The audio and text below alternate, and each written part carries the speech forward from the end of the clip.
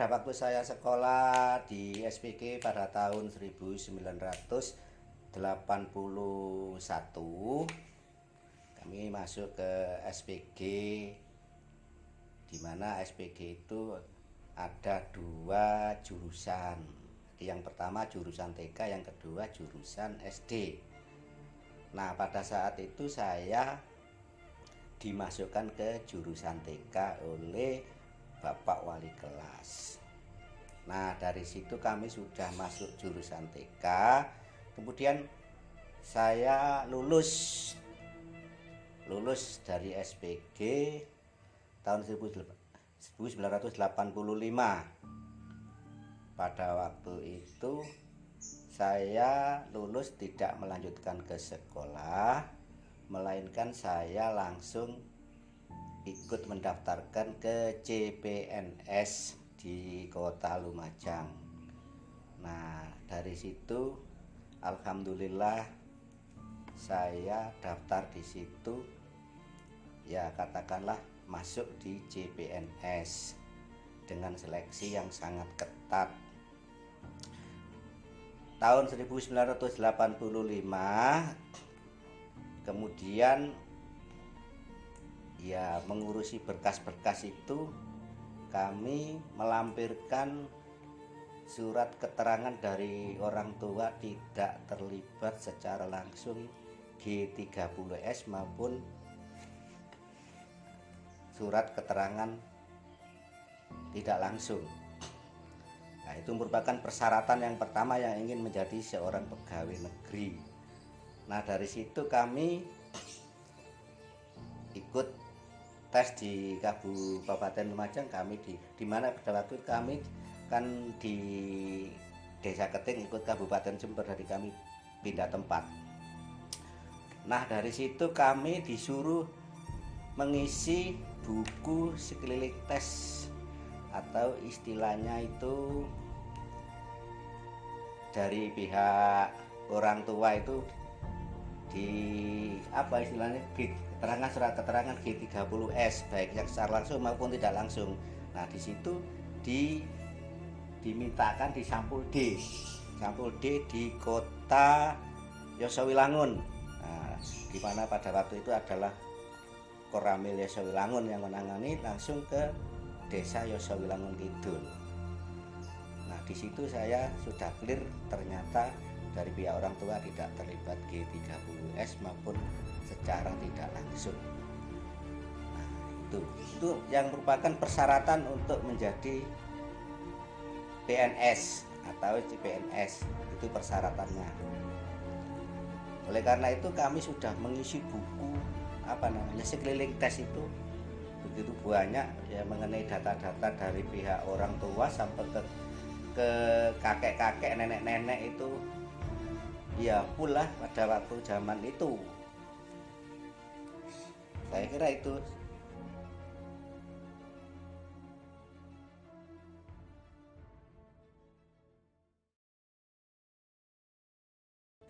Jadi guru PNS di Lumajang saya kira ya seperti biasa pada guru-guru yang lain yang ada di lain Kabupaten Lumajang maupun di Kabupaten Jember. Saya kira sama itu kesulitannya.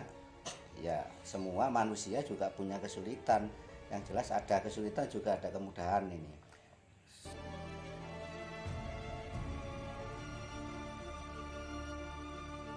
Pada waktu masa Orde Baru itu 1 kali gaji sama dengan gaji pokok pada waktu diangkat.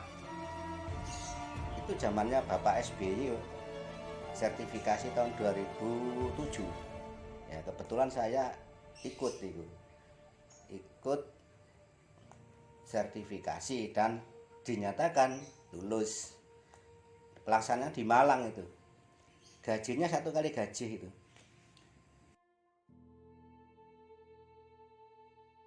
Alasan pertama ya ingin cari pekerjaan untuk merubah nasib saja. Ya, biar masa depan saya itu lebih enak atau lebih bahagia. Saya kira itu.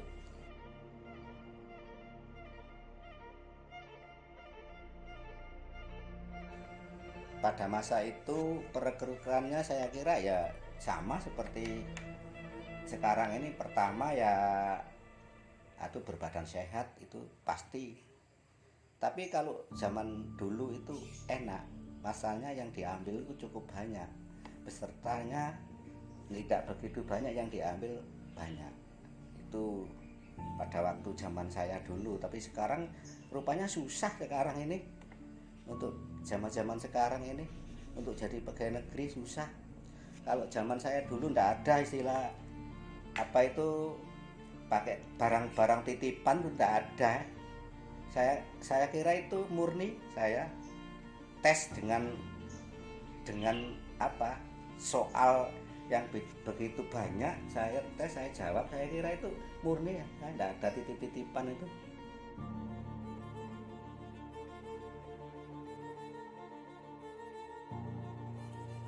Kalau Golkar dulu memang kan, Golkar itu kan artinya kan memang partai lah. Partai itu kan pemimpinnya pada waktu zaman Pak Soeharto kan memang dari militer.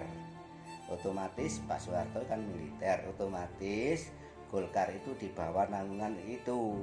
Jadi ya pasti menang. Masalah yang politik itu kan cuma dua, PDI sama P3. Saya kira itu kalau menjadi PNS ya pasti Golkar.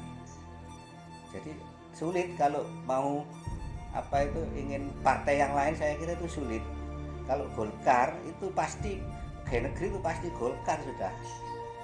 Yang lain tidak ada itu.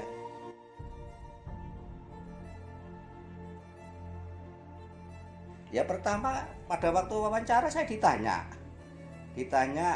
orang tuamu ikut organisasi apa? Ya orang tuamu yang pertama yang tanya. Saya sendiri kan keluar dari SD tidak pernah ikut organisasi apa-apa, ya hanya siswa itu kan. Usia saya kan masih berapa itu, keluar dari SPG cuman ikut organisasi apa OSIS gitu.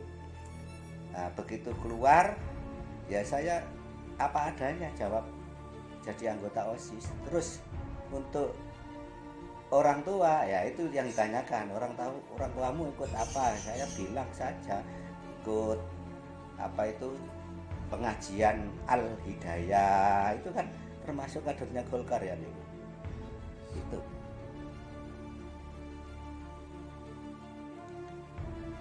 kalau saya sih, saya jadi anggota kader itu ya cuman mengikuti aja. Kalau untuk yang lain-lain saya kira enggak ngerti aku. Ya cuman mengikuti, kalau Golkar ya ikut Golkar gitu aja katanya.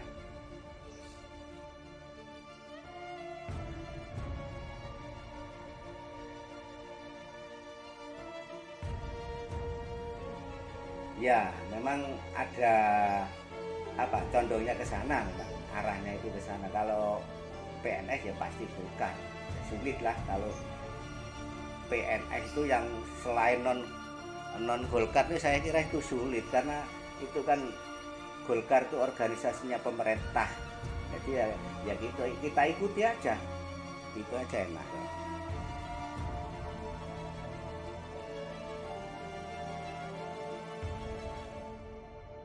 Oh, saya kira tidak ngerti masalah itu. Yang penting saya kira tidak begitu ada masalah. Cuman saya ikuti, kalau saya jadi PNS ya otomatis ya Golkar. Cuman kalau masalah milihnya di dalam kepartaian kan tidak ada yang tahu, itu kebebasannya di situ. Cuman kita kan umpamanya meskipun tidak memilih Golkar ya kita tetap kudu simpati sama Golkar, mau ndak mau. Soalnya orang-orang sekitar kita itu yang melaporkan hanya itu.